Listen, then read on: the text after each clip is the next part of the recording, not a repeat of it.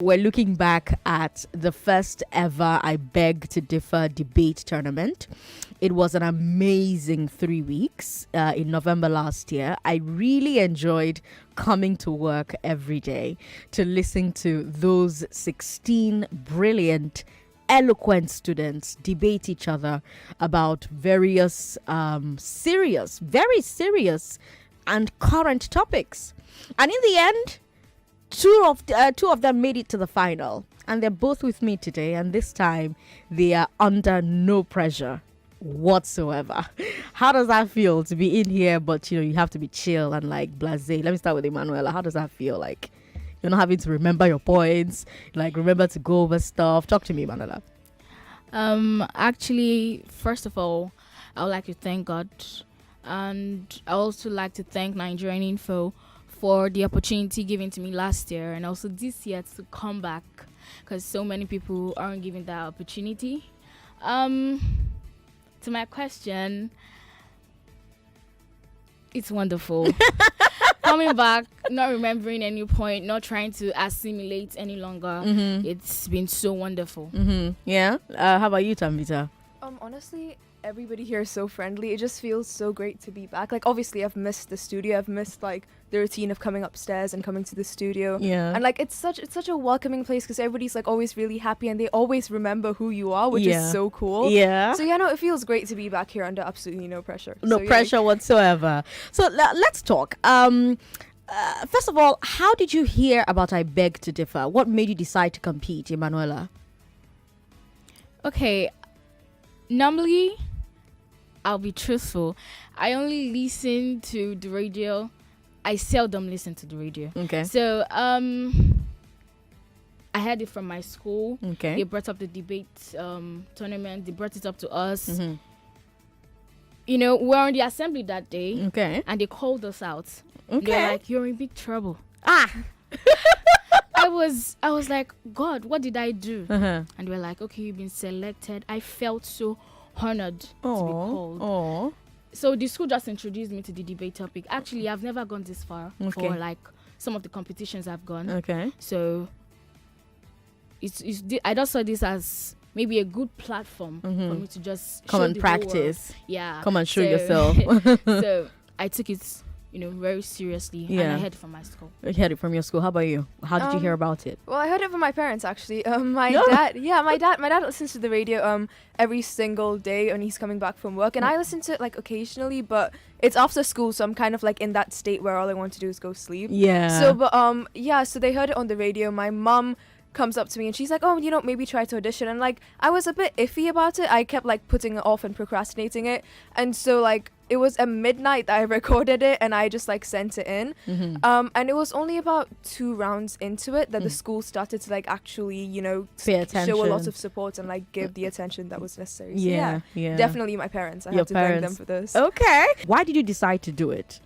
Honestly, at that point, I had just finished a debate competition and we had done really well. So I was kind of like riding the high of being good at debate. Okay. And this opportunity it kind of fell into place like fate. As soon as like it was readily like available, I just decided to audition. And when we actually got it, my sister calls me up and she's like, "You need to do this well. This is fate. If you got selected and you didn't even put like, and you just decided to do it, then you've got to try it." You've got to try it. How has life been after I Beg to Differ? How did your family members and classmates and your teachers react to your performance? Tanvita, then I'll come to Emmanuella.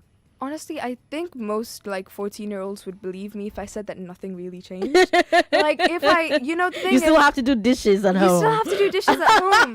Like you still get yelled at. Nothing really changes. If anything, they feel the need to ground you even more. Like we need to remind her that she's actually not that good. So like that's kind of what the vibe is at home. And then at school, no, I'm joking. At home, they were really lovely. They were all really proud of me. Especially my family that was living like out of Nigeria, my like extended extended family. They were so lovely. They'd like stay up late to tune in. And so it was so lovely of them, genuinely. Like the support was immense. It felt so amazing. Then at school, nothing really changed at all. Like a bunch of people, they just like give me my space because I was like in the sort of headspace where I was just like, oh no, I've got so much to do. I've got so much to do. So they just kind of gave me my time and the support that I needed. And then after it was all over, they were like, okay, so what are you gonna buy me at the 1 million? Oh wow. Yeah, so like that's the, and then like 2 months later, they just kind of forgot about the whole thing. New things come up. We've got really short attention spans. Yeah, you know what I mean? to be honest, yeah. Yeah, so like it's not like I'm a celebrity or anything. I'm just like normal Tanvita when I'm back at school, which I think I really love. I would not know how to handle it if they treated me any differently. Any different, yeah. How about you, Emmanuella? Did things change for you? How did your family members react to you and your classmates, your teachers? How did they react? Okay, I'm this kind of person that like my space. I don't really mingle like that. I'm not like what doesn't concern me. I don't meddle into it. So so many people did not like me for that fact. But after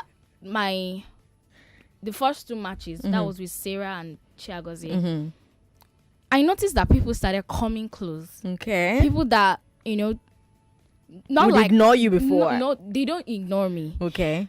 People that we don't even really vibe. Speak, they started coming closer. So like, oh, Emmanuella, and the funniest thing was, any single thing I wanted to do, once I step into the school, there's this particular boy. He'll just come. She's arrived. Yes, she's arrived. And he will carry my bag. I'll be like, oh God. To the extent that break, everybody like, oh, this. And after the I beg to differ, my school did a debate competition in the school. I was not allowed to debate. I felt really bad. Oh, I was not allowed to, but I had to give other people the chances, to at least bring out that talent that they weren't picked for.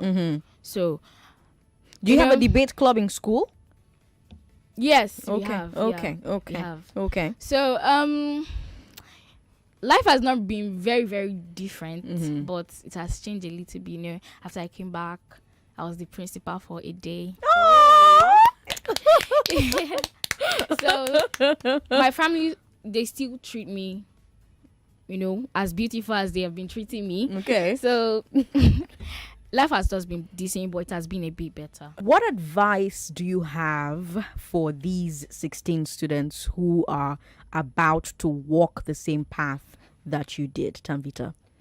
Honestly, I feel like when something, it's only going to get bigger is the thing, because the first ever I Beg to Differ competition, it did not get the amount of attention that it's getting now for the second round, and that's only going to get more for the third and for the fourth. So I would just say try to stay as grounded as much as possible, even though it feels like this is the end of the world. Like it's so intense, it gets really intense when you're in the headspace. Just kind of calm down and just know that you're gonna have a good support system, because like after I finished, like the day after the final round, when I won the finals, I walked into school and then like I hear this really loud like continuous thumping, and I'm like, what? And then so I'm walking into school, like this is really loud noise, and like I meet a prefect in the corridor, and she's like my friend, and so she's like, oh, that it's for you, and I'm like, what's for me? And then like I walk in, and then there's like everybody in the entire secondary school is out, and they're clapping for me and like chanting my name, and it's so amazing. Or, like I go there and I like hug all my teachers, and it's just amazing. And like that happened, but then like the next day they were back to normal as well, treating me as normal as possible. So I think it just goes to show that no matter what happens here, everything's temporary. It's just gonna go back to normal afterwards. So like don't get too excited on either side of the spectrum. Don't get too upset, don't get too excited. Everything's just gonna come back and fizzle out eventually. That's such fantastic advice, and it's fantastic advice for life, really. Not not just for I Beg to Differ. It can apply to most things. How about you, Emmanuella? What advice do you have for these people who are about to walk the path you did? Okay, I'm going to make it very, very brief. Okay.